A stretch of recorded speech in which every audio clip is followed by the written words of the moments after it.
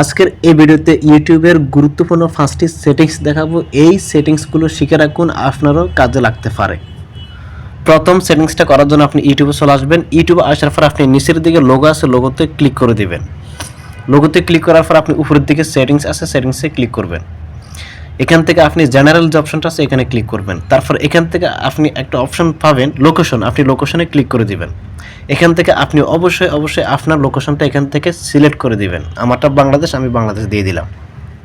দ্বিতীয় number settings, এখান থেকে আপনি 3 নম্বরের যে অপশনটা আছে অ্যাপিয়ারেন্স, আপনি এখানে ক্লিক করে দিবেন। এখান থেকে আপনি ডার্ক থিম, লাইট থিম পাবেন। আপনি যদি ডার্ক থিম ক্লিক করে দেন তাহলে এটা কালো হয়ে যাবে।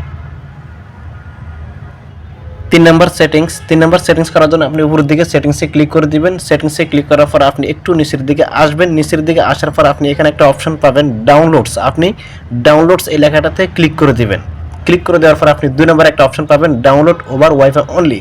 যদি এটা চালু থাকে তাহলে আপনার শুধুমাত্র ওয়াইফাই থাকা অবস্থায় আপনি ভিডিও ডাউনলোড করতে পারবেন। আর যদি আপনি এটা অফ করে দেন তাহলে ওয়াইফাই ডাটা যেটা থাকুক না কেন আপনার মোবাইলে, আপনি তখন ভিডিও ডাউনলোড করতে পারবেন।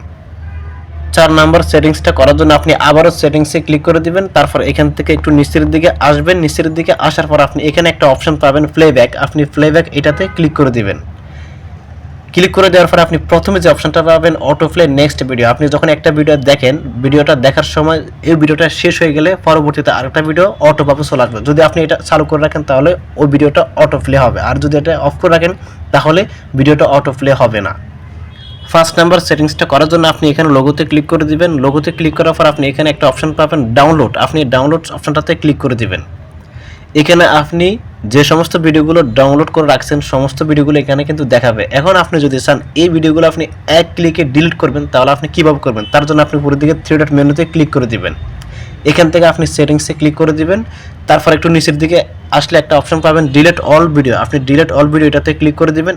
আবারও ডিলিট অপশনটাতে ক্লিক করে দিবেন। দেওয়ার সাথে সাথে আপনার ভিডিওগুলো কিন্তু এখান থেকে ডিলিট হয়ে যাবে। ডিলিট করে দেওয়ার সাথে সাথে দেখবেন আপনার ডাউনলোড করা সমস্ত ভিডিও এখান থেকে ডিলিট হয়ে যাবে।